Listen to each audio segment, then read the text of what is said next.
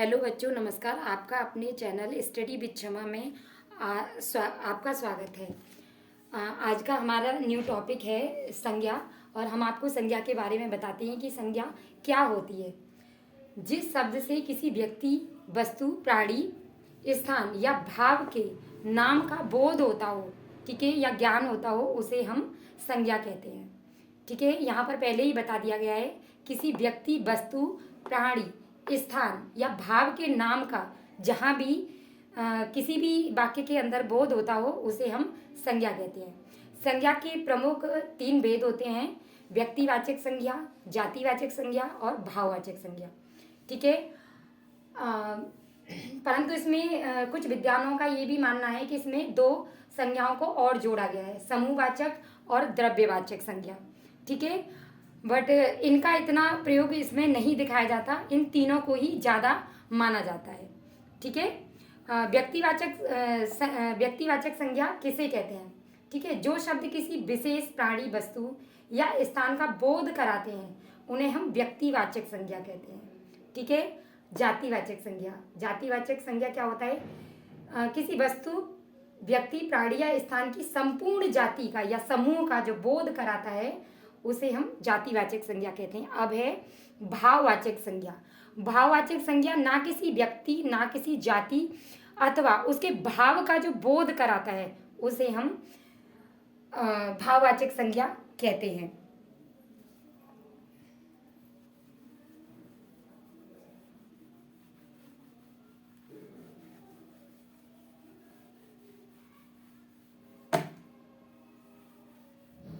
ठीक है, अब हमारा जो टॉपिक स्टार्ट होता है वो है इसका सबसे पहला भेद, व्यक्तिवाचक संज्ञा।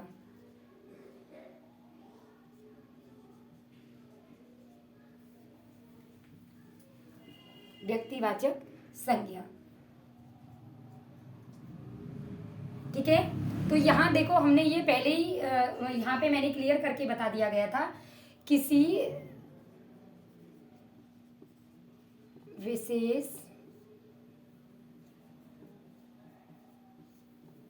प्राणी, वस्तु या स्थान का बोध होता हो उसे हम व्यक्तिवाचक संज्ञा कहते हैं। उसे हम व्यक्तिवाचक संज्ञा कहते हैं। ठीक है, तो यहाँ देखो, हमने व्यक्तिवाचक संज्ञा के बारे में ये हमने जाना, किसी विशेष प्राणी, वस्तु या स्थान का बोध होता हो। ठीक है, यहाँ पे ये इन्होंने पहले बता दिया है, बोध होता हो उसे व्यक्तिवाचक संज्ञा कहते हैं। जैसे मेरठ, अलीगढ़, राम, आगरा, ये सभी। ठीक है, मतलब कोई एक विशेष नाम। अब जैसे यहाँ पर देखो, हमने ये लिखा मेरठ जो है वो हमारे गाजियाबाद जिले में, मेरठ जो है वो एक मतलब किसी स्थान का नाम है। और दूसरा अलीगढ़, ये भी एक जिला है। दूसरा राम ये किसी विशेष व्यक्ति का नाम है। तीसरा, ये भी यूपी में पड़ने वाला एक शहर है जो एक अपने आप में एक जिला है, क्योंकि ये विशेष नाम यहाँ पर चारों हमने लिए हैं। ठीक है, अब इनका उदाहरण, जैसे राम घर जाता है। ठीक है, तो यहाँ हमने जब किसी व्यक्ति का हमने पहले ही बता दिया था ना, किसी विशेष प्राणी का, तो यहाँ पर किसी प्राणी का नाम आया है राम। ठीक है, किसका नाम आया है यहाँ पर? राम का। ठीक है, तो इसीलिए यहाँ पर व्यक्ति जो है वो विशेष है और इसीलिए यहाँ पर व्यक्तिवाचक संज्ञा है। ये इसका पहला उदाहरण। दूसरा, मीरा खेल रही है। ठीक है, दूसरा नाम यहाँ पर मीरा आया, तो मीरा भी यहाँ पर किसी व्यक्ति का नाम है अथवा किसी लड़की का नाम है या किसी महिला का नाम है, तो वो भी एक विशेष ही नाम यहाँ पर आया है। ठीक है, उदाहरण नंबर 3, रोहन आगरा जाता है।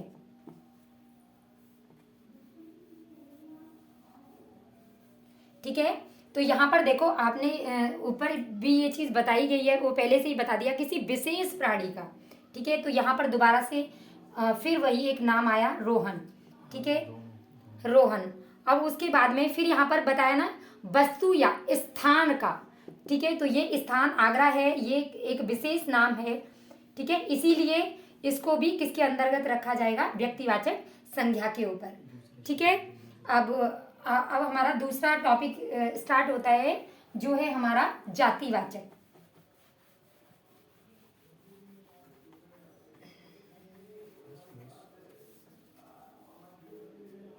ठीक है, दूसरा है जातिवाचक संज्ञा। ठीक है, अब देखो हमने पहले वाले में बताया था किसी विशेष व्यक्ति, वस्तु अथवा स्थान या भाव के नाम को व्यक्तिवाचक संज्ञा कहते हैं, परंतु यहाँ पर ना तो किसी व्यक्ति का नाम आएगा, ना किसी स्थान का नाम आएगा, यहाँ कुछ वो और ही बताएगा। तो अब देखो यहाँ पर क्या है, किसी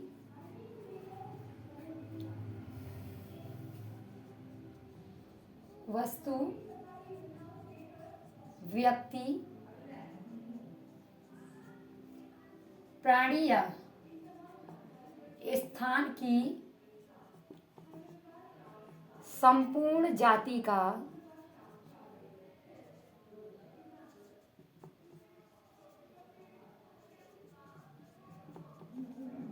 होता हो उसे जातिवाचक संज्ञा कहते हैं।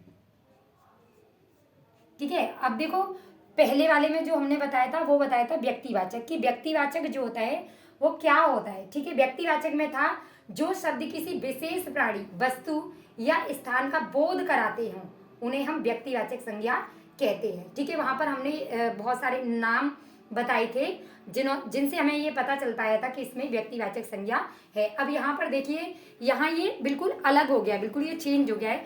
किसी वस्तु, व्यक्ति, प्राणी या स्थान की संपूर्ण जाति, ठीक है, संपूर्ण जाति का बोध होता हो। ठीक है, क्या होता हो, बोध होता हो, ज्ञान होता हो, उसे हम जातिवाचक संज्ञा कहते हैं। ठीक है, जैसे गाय, पर्वत, स्त्री, लड़की, लड़के। ठीक है, अब यहाँ देखो गाय, हमें नहीं पता कि वो कौन सी मतलब कौन सी गाय है, किस प्रजाति की गाय है, हमें नहीं पता। यहाँ सिर्फ एक गाय नाम दे दिया है कि ये गाय है। दूसरा पर्वत, पर्वत बहुत सारे हैं, कौन सा पर्वत है, कैलाश है या कौन सा पर्वत है, हमें नहीं पता।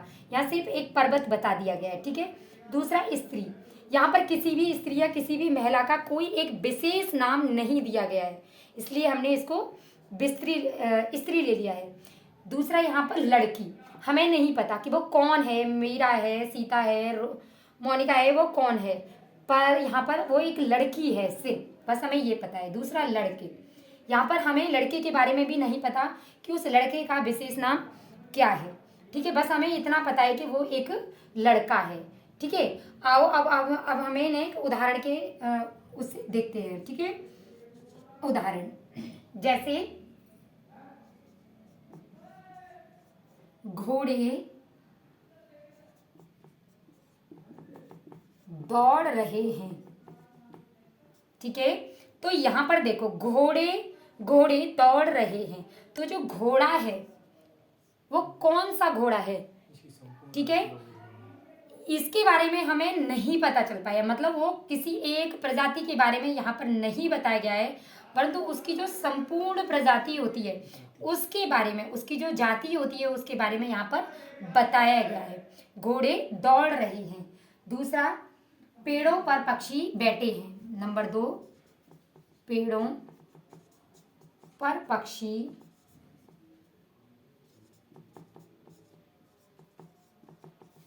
बैठे हैं। अब देखो दूसरा यहाँ पर जो दिया है वो पक्षी के बारे में बताया है कि पक्षी जो है वो कौन सा है, कोयल है, तोता है, मैना है, या और कोई अन्य पक्षी है, कबूतर है, या और भी कुछ हो सकता है। यहाँ पर हमें किसी एक विशेष का नाम नहीं बताया, ठीक है। यहाँ सिर्फ ये बता दिया गया है कि पेड़ों पर पक्षी बैठे हैं, सिर्फ पक्षी का नाम उन्होंने यहाँ पर दिया है और इसके अलावा यहाँ पर कोई और दूसरी चीज को नहीं बताया है, ठीक है। अब इसके बाद हमारा जो ये तुम्हें अच्छे से समझ में आ ही गया होगा कि दो मतलब संज्ञाओं के बारे में यहाँ पर हमने बता दिया है।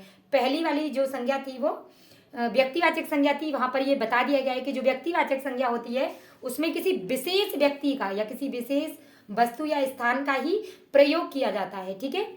और दूसरे वाले में जातिवाचक संज्ञा, तो जातिवाचक में सिर्फ उसकी जाति को देखा जाता है, ना कि उसके नाम को, ठीक है। क्या देखा जाता है? उसकी जाति को। तो यहाँ उसके नाम से कोई भी लेना देना नहीं होता है, सिर्फ उसकी जाति से मतलब होता है कि उसकी जाति क्या है। अब हमारा तीसरा टॉपिक है भाववाचक संज्ञा।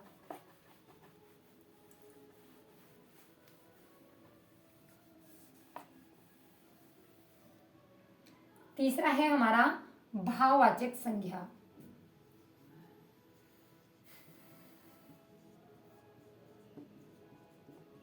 भाववाचक संज्ञा, आप देखो इसमें क्या बताया गया है। जो शब्द किसी व्यक्ति या, ठीक है, वस्तु के, ठीक है, वस्तु के दोष, अवस्था, दशा आदि का ज्ञान कराते हैं, ठीक है, कराते हैं। तो देखो इसमें पहले वाले में जो संज्ञा थी वो व्यक्तिवाचक थी, दूसरी थी हमारी जातिवाचक और तीसरी हुई हमारी भाववाचक। तो भाववाचक जो है यहाँ उन्होंने देखो पहले से ही कहा है कि जो शब्द किसी व्यक्ति या वस्तु के गुण, ठीक है, दूसरा दोष, ठीक है, उसकी अवस्था, ठीक है, उसकी दशा आदि का ज्ञान कराते हों, उसे हम क्या कहेंगे? उसे हम कहते हैं भाववाचक संज्ञा। जैसे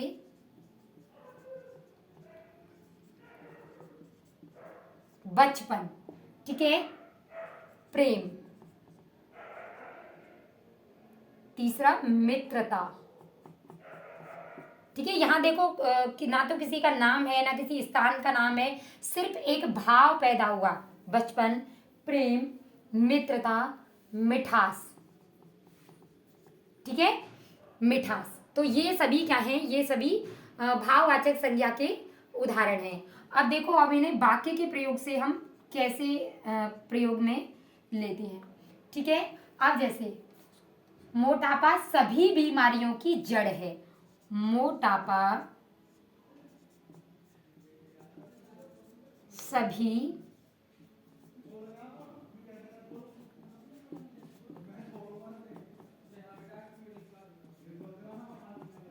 जड़ है। देखो मोटापा सभी बीमारियों की जड़ है।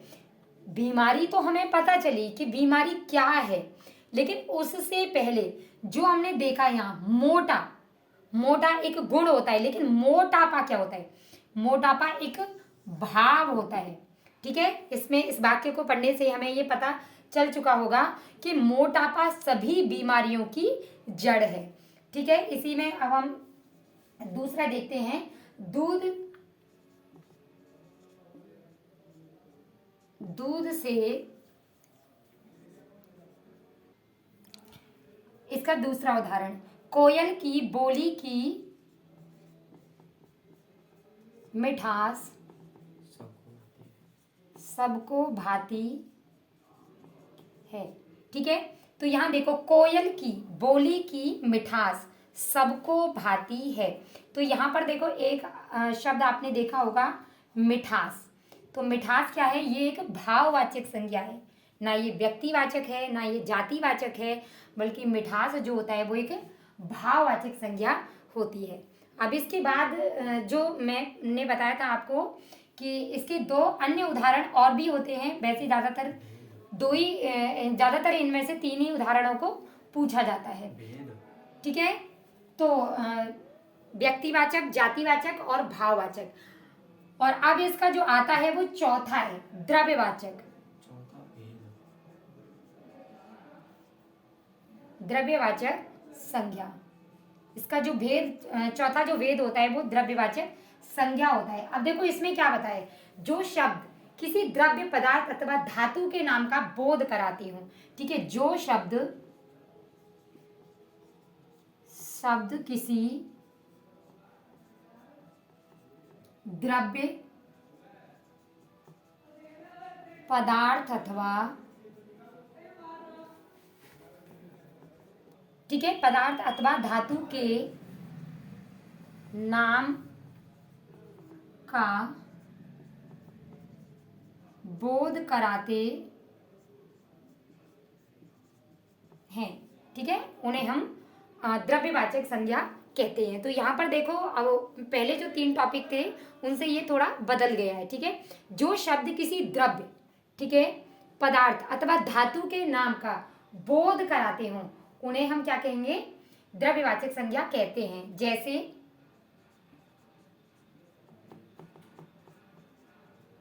गेहूं, ठीक है,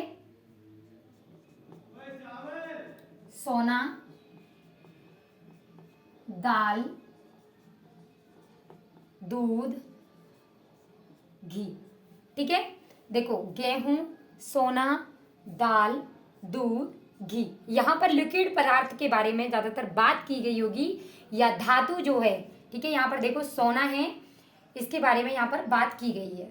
ठीक है, सोना भी हो सकता है या धातु भी हो सकती है। अब इसकी मुख्य पहचान क्या होती है, द्रव्यवाचक संज्ञा जो होती है उसको केवल नापा या तोला ही जा सकता है उसको।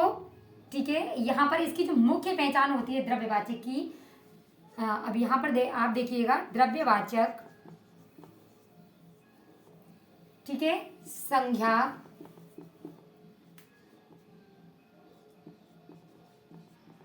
को केवल, ठीक है, नापा तोला ही जा सकता है। ठीक है, ये इसने एक शर्त यहाँ पर रख दी है कि जो द्रव्यवाचक संज्ञा होगी उसके बारे में यहाँ हमेशा नाप या तोल ही की जाएगी, उसको हम गिन नहीं सकते। ठीक है, अब जैसे दाल हो गई, ठीक है, तो दाल क्या है, दाल के हम एक एक दाने को तो हम गिनेंगे नहीं, ठीक है, उसको हम तोल ही सकते हैं। ठीक है, अब जैसे दूध हो गया, ठीक है, दूध को क्या क्या करेंगे, हम नापेंगे किसी लीटर से या किसी मतलब मापक पदार्थ से, किसी मापक यंत्र से उसको मापा ही जाएगा। ठीक है, घी भी हो गया, किलो में हो गया, 2 किलो हो गया, 3 किलो हो गया, इसी तरीके से उसको मापा जाएगा। ठीक है, तो यहाँ पर देखो दोबारा से इसको समझिएगा, जो शब्द किसी द्रव्य पदार्थ अथवा धातु के नाम का बोध कराते हो, ठीक है, द्रव्य पदार्थ धातु, ठीक है, के नाम का बोध कराते हो उन्हें हम क्या कहेंगे, द्रव्यवाचक संज्ञा। दूसरा, जैसे गेहूं, सोना, दाल, दूध, घी।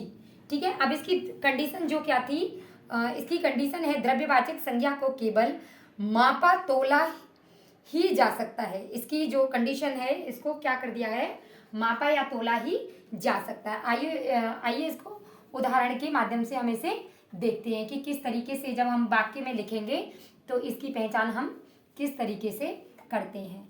ठीक है, उदाहरण नंबर 1, ठीक है, सुनहार, सुनहार सोने से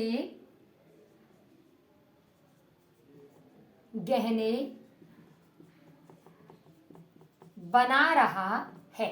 ठीक है, तो सुनहार, ठीक है, सुनहार, ठीक है, सोने। अब देखो उसमें पहले ही बता दिया था ना कि कोई धातु, ठीक है, सुनहार सोने से गहने बना रहा है, तो यहाँ धातु के बारे में जब बात की गई है तो ये भाववाचक संज्ञा, सॉरी, द्रव्यवाचक संज्ञा होती है। भाव नहीं बल्कि ये द्रव्यवाचक संज्ञा होती है। ठीक है, अब इसका दूसरा हम उदाहरण देखेंगे। दूध से खीर बनती है। ठीक है, तो यहाँ पर दूध जो है वो क्या है, एक पदार्थ है, और वो भी एक तरल पदार्थ है। उसको ना गिना जा सकता है, ठीक है, उसे सिर्फ नापा जा सकता है। ठीक है, किसी लीटर से या किलो के हिसाब से हम उसको नाप सकते हैं, वहाँ पदार्थ है। और देखो उसमें पहले ही ये कंडीशन बता दी थी कि कोई भी पदार्थ, ठीक है, द्रव्य पदार्थ या धातु से, जहाँ पर धातु का बोध होता है, ठीक है, वहीं पर द्रव्यवाचक संज्ञा होती है। अब तीसरा देखो, लोहे के दरवाजे मजबूत होते।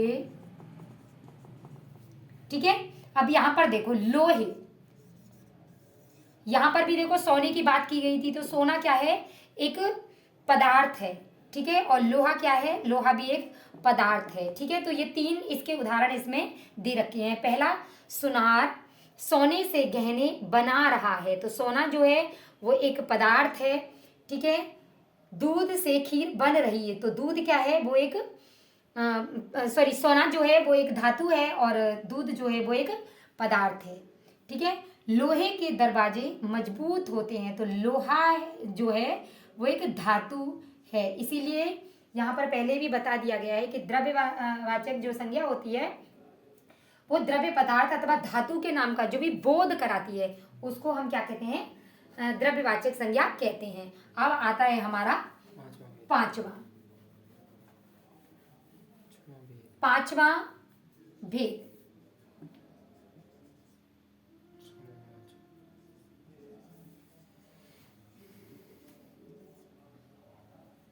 समूहवाचक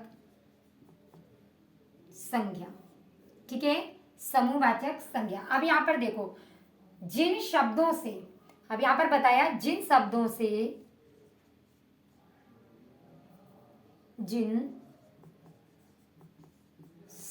से, ठीक है, किसी समूह, ठीक है, समुदाय अथवा, ठीक है, झुंड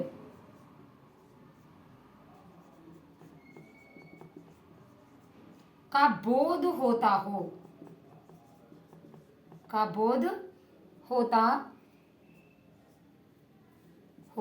ठीक है, तो यहां पर देखो, जिन शब्दों से किसी समूह, समुदाय, ठीक है, अथवा झुंड का बोध होता हो उसे हम क्या कहते हैं, समूहवाचक संज्ञा कहते हैं। जैसे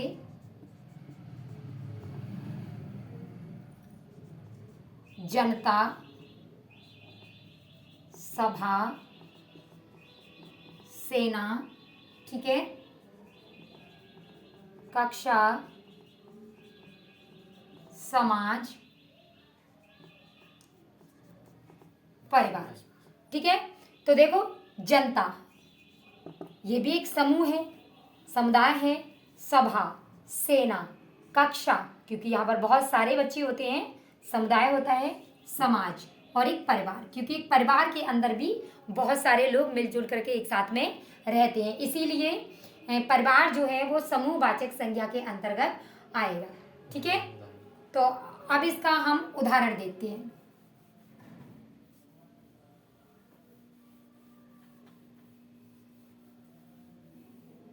ठीक है, ये हमारे समूहवाचक का उदाहरण है। पांचवा जो भेद है,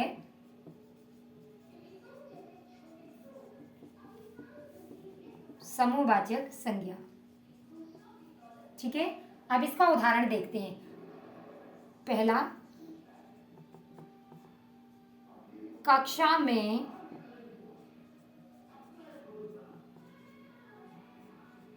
सभी छात्र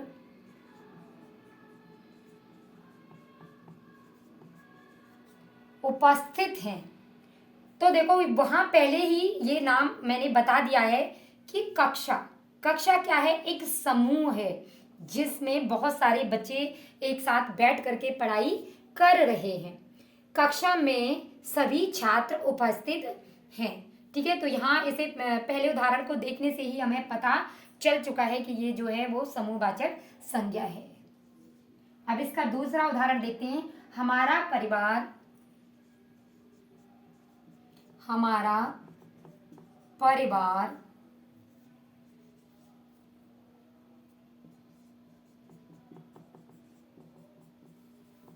मिलजुल कर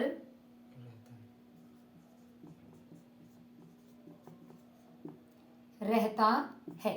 ठीक है, तो अब देखो इस वाक्य को पहले हम पढ़ते हैं, उसके बाद हम इसे समझते हैं। हमारा परिवार मिलजुल कर रहता है, क्योंकि परिवार में कोई एक सदस्य तो होगा नहीं, वहां बहुत सारे सदस्य होंगे, इसीलिए ठीक है 2 3 4 5 इस तरीके से उसमें वो एक समूह जो है बनता चला जाएगा। इसीलिए जो परिवार होता है, ठीक है, वो एक समूहवाचक संज्ञा है। जैसे यहाँ पर ये कक्षा थी ना, उसी प्रकार से परिवार जो है वो समूहवाचक संज्ञा है। ठीक है, अब देखो दोनों उदाहरणों को पढ़ने से ही ये पता चल चुका है कि ये दोनों ही समूहवाचक के उदाहरण हैं। नंबर 3, तीसरा है सेना हमारी रक्षा करती है। ठीक है, तो सेना क्या है, सेना में कोई एक जवान तो होगा नहीं। ठीक है, कोई एक जवान तो होगा नहीं, उसमें 2 3 4 6 8 कुल मिला के बहुत सारे उसमें लोग होंगे, उस सेना के अंदर जवान होंगे। तो इसीलिए जो सेना है वो एक समूहवाचक के अंतर्गत आती है। प्यारे बच्चों, आज आपकी हमारी ये जो संज्ञा की क्लास है वो यहीं ख़त्म होती है। ठीक है बच्चों, आज ये तुम्हें संज्ञा की क्लास यदि पसंद आई हो तो इसे लाइक करें और ज़्यादा से ज़्यादा शेयर करें। धन्यवाद।